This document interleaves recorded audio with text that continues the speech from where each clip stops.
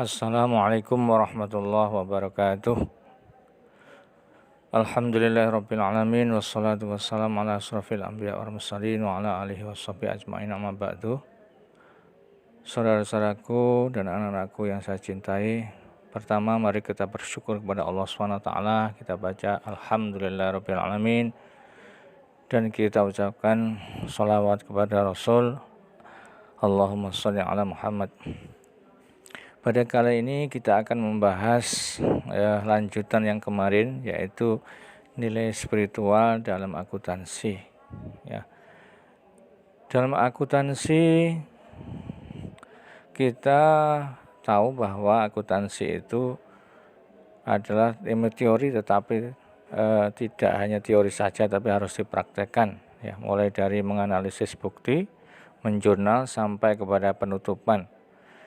Itu semua harus memahami ilmu akuntansi dengan benar, bukan ilmu yang lain. Di dalam agama Islam bukan hanya teori, tetapi juga harus dipraktekkan yang bernilai ibadah. Dalam Al-Quran surat Az-Zariyat dalam ayat surat Az-Zariyat ayat 56, A'udzubillahi minasyaitonirrajim, wa ma khalaqtul jinna wal insa illa liya'budun.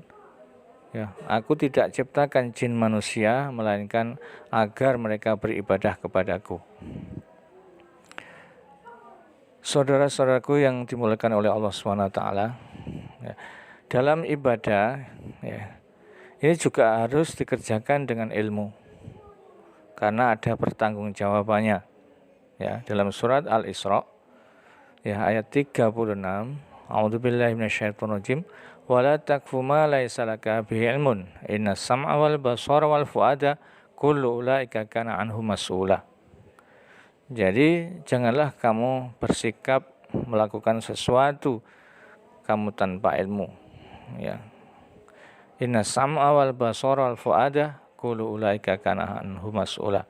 Karena pendengaran, pandangan dan hati ini semuanya akan dimintai pertanggungjawaban. Jadi tidak sembrono dalam melakukan ibadah, harus berdasarkan ilmu pengetahuan. Karena ibadah itu merupakan ilmu, ibadah juga harus dilakukan dengan ilmu, maka Allah memerintahkan kita untuk melakukan pemahaman ilmu. Dan kalau kita paham, itu suatu indikasi bahwa itu suatu kebaikan. Dalam hadis Bukhari Muslim disebutkan, may yuridillah bihi khairan ay yang yufaqhu fiddin. May yuridillah bihi khair yufaqhu fiddin. Barang siapa yang Allah inginkan kebaikan kepada, niscaya Allah akan menjadikan faham dalam masalah agama. Jadi kefahaman itu sangat penting, karena dengan faham itu kita bisa melakukan dengan benar. Dalam surat Al-Kahfi itu disebutkan bahwa bagaimana ibadah yang benar itu syarat-syaratnya. Secara garis besar disebutkan surat Al-Kahfi ayat 110. A'udzubillahi minasyaitonirrajim. Faman kana yarju liqa'a rabbih falyamal 'amalan shalihan wa la yusyrik bi'ibadati rabbih ahada. Barang siapa mengharap perjumpaan dengan Rabb-nya, maka hendaklah ia mengerjakan amal soleh dan janganlah ia mempersekutukan seorang pun dalam beribadah kepada Rabb-nya. Jadi tidak boleh kita melakukan persekutuan dengan yang lain. Dari ayat ini kita bisa simpulkan bahwa syarat ibadah itu faman kana yarju liqa rabbih. Jadi harus mencari ridho Allah. Yarju liqa rabbih, mengharap bertemu dengan Allah. Enggak mungkin bertemu dengan Allah tanpa ada ridho Allah. Kemudian amalan sholihah, harus dengan amal soleh. artinya harus dengan ittiba Rasul, ya. Adanya ittiba Rasul. Ada Rasul itu harus diikuti. Wala yusyrik bi ibadati rabbih ahada. Jadi tidak syirik. Artinya harus ikhlas. Karena dalam agama Islam ikhlas itu bagian yang penting, ya. Ya, ikhlas itu bagian dari yang penting dari agama. Bahkan orang enggak ikhlas tidak diterima oleh Allah SWT. Mari kita rinci satu persatu, yaitu ridho Allah, mencari ridho Allah. Tentunya ridho Allah itu ya harus ada ridho dari orang tua. Maka kita harus menyayangi orang tua. Dalam mencari ridho Allah, kita harus punya suatu pemikiran yang baik, ya. Sebagai seorang mukmin, kita wajib beriman bahwa alam semesta ini ada dan nyata, bukan hanya bayangan saja. Ya, ia diciptakan oleh Allah, akan tetapi tidak bersifat kekal dan abadi. Pada hari kiamat alam ini akan hancur, yang menandai berakhirnya kehidupan dunia. Sesudah itu, ya, umat manusia akan dibangkitkan dari kuburnya untuk dimintai pertanggungjawaban dan menerima balasan dari amal perbuatannya, yang sekaligus dimulainya kehidupan akhirat yang bersifat kekal dan abadi. Pada hakikatnya, kehidupan akhirat merupakan kelanjutan dari kehidupan dunia. Dalam arti, jika seseorang ketika hidup di dunia telah menanam kebaikan dengan beriman dan beramal soleh, maka akan menikmati hasilnya di akhirat. Dengan mencapai adanya Allah sebagai zat yang menciptakan alam semesta, serta meyakini adanya kehidupan akhirat, maka orang mukmin akan berusaha semaksimal mungkin untuk selalu menjadi pikiran, ya, sikap, perilaku, ucapan, perbuatan, dan tindakan agar sesuai dengan ajaran Allah. Karena tujuan hidup bukan untuk memenuhi, ya, keinginan hawa nafsu, akan tetapi untuk memperoleh ridho Allah Subhanahu wa taala serta kebahagiaan hidup di dunia dan di akhirat. Ya. Jadi perumpamaan orang yang mencari ridho Allah itu, ya, seperti disebutkan dalam Al-Qur'an, surat Al-Baqarah ayat 265. A'udzubillahi minasyaitonirrajim. Wa matsalul ladzina yunfiquna amwalahum lahum ibtigha'a mardatillah wa tasbitan min anfusihim kamatsali jannatin bi rabwatin asabaha wa bil fa'atat ukulaha dhi'fain fa illam yusibha wa bil fadal wallahu bima ta'maluna basir.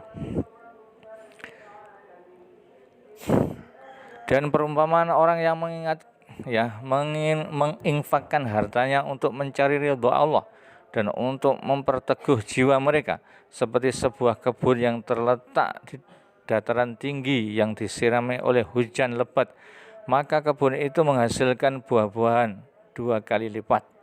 Jika hujan lebat tidak menyirami, maka embun pun memadai. Allah Maha melihat apa yang kamu kerjakan. Jadi mencari ridho Allah itu, ya, sangat penting. Karena tujuannya mencari Allah, Allah akan melipat gandakan. Yang kedua adalah ittiba Rasul, ya. Jadi dalam melakukan ibadah tidak maunya sendiri, tapi harus mengikuti apa yang diajarkan oleh Rasul. Ya. Oleh karena itu dalam Al-Qur'an juga, ya, disebutkan dasar-dasarnya. Kita ingin dicintai Rasul, dicintai Allah, kita juga harus mengikuti Rasul. A'udzubillahi minasyaitonirrajim. Qul in kuntum tuhibbunallaha fattabi'uni yuhibbukumullah wa yaghfir lakum dzunubakum wallahu ghafurur rahim. Katakanlah Muhammad, jika kamu mencintai Allah, ikutilah aku, maksudnya Rasulullah, ya. Niscaya Allah mencintaimu. dan mengampuni dosa-dosamu. Allah Maha Pengampun, Maha Penyayang. Kemudian dalam surat lain juga disebutkan, a'udzubillahi minasyaitonirrajim, wa may yuti'illah wa rasulahu wa yakhshallaha wa yattaqi fa ulaika humul faizun. Barang siapa taat kepada Allah dan Rasulnya serta takut kepada Allah dan bertakwa kepadanya, mereka itulah orang-orang yang mendapat kemenangan. Jadi dengan mengikuti Rasul ya akan mendapatkan kemenangan. Ya. Bahkan mengikuti Rasul itu sama dengan taat pada Allah. Ya, taat pada Rasul itu sama dengan taat pada Allah. Dalam Al-Quran disebutkan bahwa may yuti'ir Rasul faqad ata Allah. Ya. Barang siapa mentaati Rasul, maka sesungguhnya dia juga taat pada Allah SWT. Jadi dalam beribadah kita juga harus sesuai dengan apa yang diajarkan Rasul, tidak maunya sendiri. Ya. Kemudian yang ketiga adalah syarat niat. Ya, niatnya harus ikhlas. Punya niat dan ikhlas. Gitu. Niat ikhlas itu penting karena semua perbuatan ini harus dinilai dari pertama niatnya. Dalam hadis disebutkan Bukhari Muslim ya, innamal a'malu binniyat wa innamal likulli imri'in ma nawa. Ya, jadi sesungguhnya setiap perbuatan tergantung pada niatnya. Setiap orang akan mendapatkan sesuai dengan apa yang diniatkannya. Ya, niatnya harus ikhlas karena Allah. Karena Allah dia akan mendapatkan ya sesuai apa yang diinginkan oleh Allah SWT. Pasti sesuatu yang baik karena dari Allah SWT. Ya. Sekarang pertanyaannya, bagaimana kita bisa ikhlas? Ya.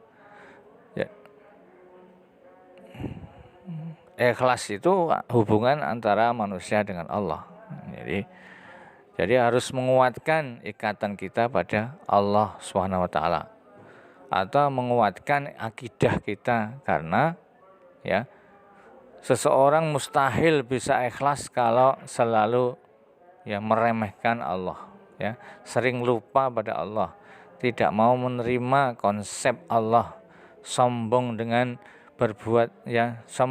membuat konsep hidup sendiri. Berarti apa solusinya? Kita harus masuk Islam secara menyeluruh. Jadi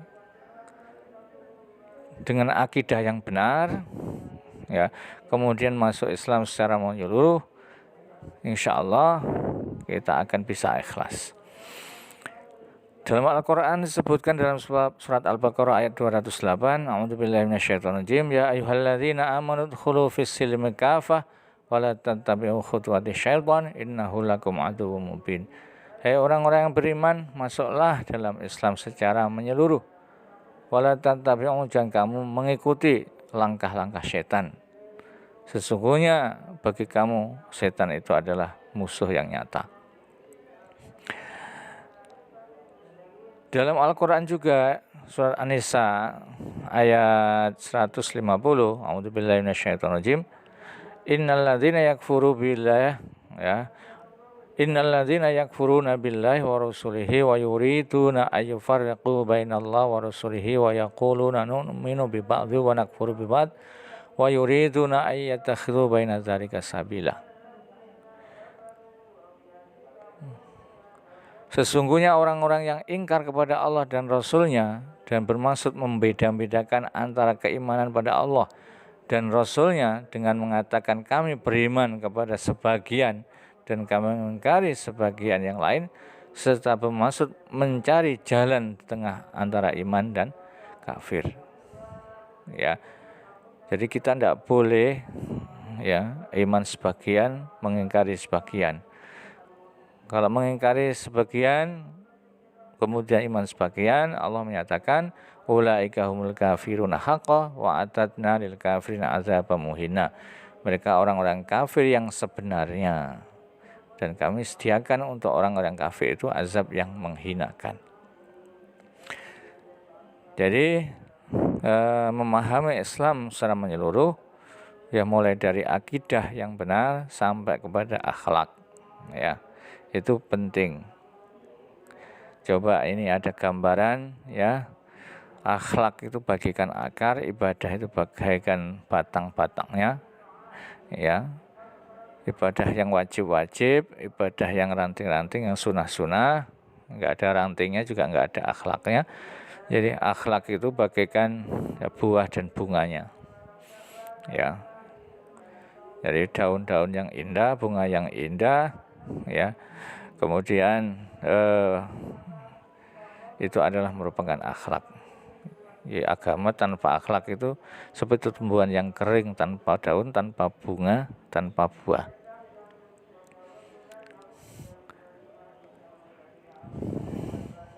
Ini didasari oleh surat Ibrahim, ya, ayat 24. A'udzubillahi minasyaitonirrajim. Alam tara kaifa daraballahu masalan kalimatan thayyibah kasyajaratin thayyibatin asluha tsabit wa far'uha fis sama'. Tidakkah kamu memperhatikan bagaimana Allah telah membuat perumpamaan kalimat yang baik seperti pohon yang baik, akarnya kuat dan cabangnya menjulang ke langit. Ya. Ini sudah digambarkan oleh Allah bahwa kalau ya kalimat Allah, Islam itu adalah bagaikan pohon yang bagus, berarti akidahnya baik, gitu. Kemudian dalam beribadah pada Allah, ya kita harus pahami, ya ada ibadah ritual, ada ibadah sosial yang tidak bisa dipisahkan, ya karena ada ritual dan sosial tidak bisa dipisahkan. Mengapa? Karena dampak dari ritual yang benar itu pasti sosialnya benar. Maka Allah juga mengkutuk orang-orang yang tidak peduli pada sosial. Dalam Al-Quran disebutkan, a'udzubillahi minasyaitonirrajim, ara'aital ladzi yukadzibu biddin fadzalikal ladzi yad'ul yatim wa la yakhuddu 'ala ta'amil miskin fawailul lil musallin alladzina hum 'an shalatihim sahun alladzina hum yura'un wa yamna'unal ma'un. Jadi tahukah kamu orang yang mendustakan agama itulah orang yang menghardik anak yatim dan tidak menganjurkan memberi makan orang miskin. Maka celakalah bagi orang-orang yang sholat, orang-orang yang lalai dari sholatnya, orang-orang yang berbuat riya dan yang enggan menolong dengan barang yang berguna. Ya, jadi nggak bisa dipisahkan. Orang yang ritualnya bagus, ya pasti peduli terhadap sosial. Coba kita perhatikan, ya kita pelajari, ya. Jadi dibandingkan ritual, ibadah sosial ini juga sangat dianjurkan. Dalam Al-Quran lebih banyak bercerita tentang ibadah sosial ketimbang ibadah ritual. Ini bisa dilihat dari seringnya Al-Quran menggandengkan antara iman dengan amal soleh, ya. Yaitu misalnya Hasr ayat 100, ya, ayat 3, ya. Kecuali orang-orang yang beriman dan mengerjakan amal soleh. Kemudian jika ibadah ritual ditinggalkan seperti orang tua yang tidak sanggup untuk puasa di bulan Ramadan, maka ia wajib membayar fidyah kepada fakir miskin. Jadi ibadah ritual yang ditinggalkan gantinya ibadah sosial. Ini juga sama dengan orang yang sudah bersuami istri, melakukan hubungan suami istri, ya di bulan puasa, dia harus membayar dengan puasa 60 hari berturut-turut, ya, atau memberikan makan fakir miskin 60 orang. Jadi kalau nggak kuat puasa 60 hari berturut-turut, dia harus memberikan makan fakir miskin 60 orang. Ya, jadi nggak bisa dipisahkan antara ritual dan sosial. Dengan demikian bahwa kesolehan sosial itu seharusnya dibalik ya ketaatan dalam ritual. Oleh karena itu antara ritual dan sosial tidak bisa dipisahkan. Misalkan ya di dalam surat ya di dalam Al-Qur'an ya.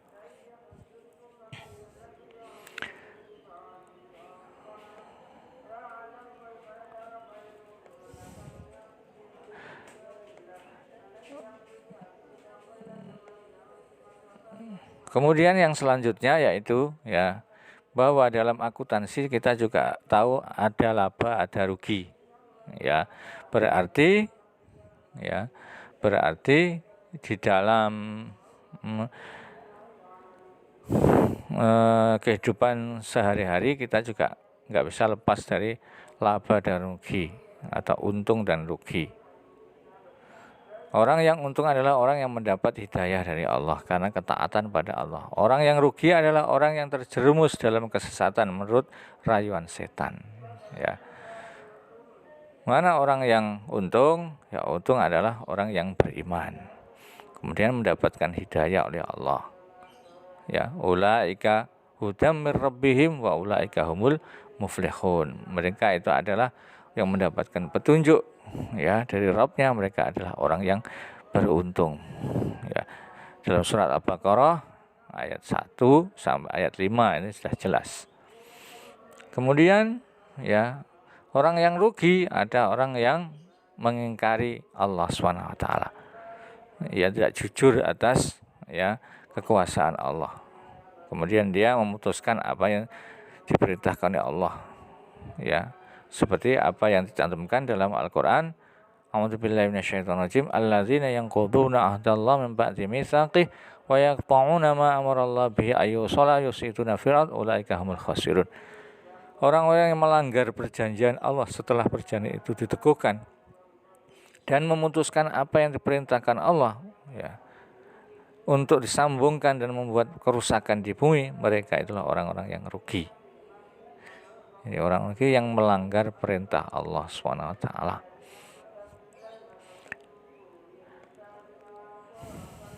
Orang yang beruntung, bagaimana supaya kita beruntung? Ya kita harus selalu ya meneguhkan hati kita, kemudian kita mengingat Allah ya dimanapun berada, apalagi dalam suasana yang tidak nyaman, suasana yang tidak enak, seperti dalam Al-Qur'an ayat Al-Anfal. A'udzubillahi minasyaitonirrajim. Ya ayyuhalladzina amanu idza laqitum fi'atan fadhbutu wadhkurullaha katsiran la'allakum tuflihun.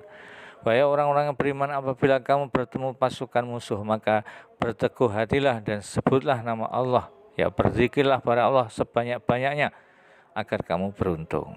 Jadi kalau menghadapi sesuatu yang tidak enak, kita banyak-banyak berzikir untuk meneguhkan hati kita supaya kita menjadi orang-orang yang beruntung, ingat pada Allah, taat pada Allah SWT. Demikian yang bisa saya sampaikan, semoga bermanfaat ya, syukron katsiron ya, semoga kita menjadi manusia-manusia yang beruntung dunia sampai akhirat. Amin ya rabbal alamin. Usikum wa nafsi bitaqwallah. Wassalamualaikum warahmatullahi wabarakatuh.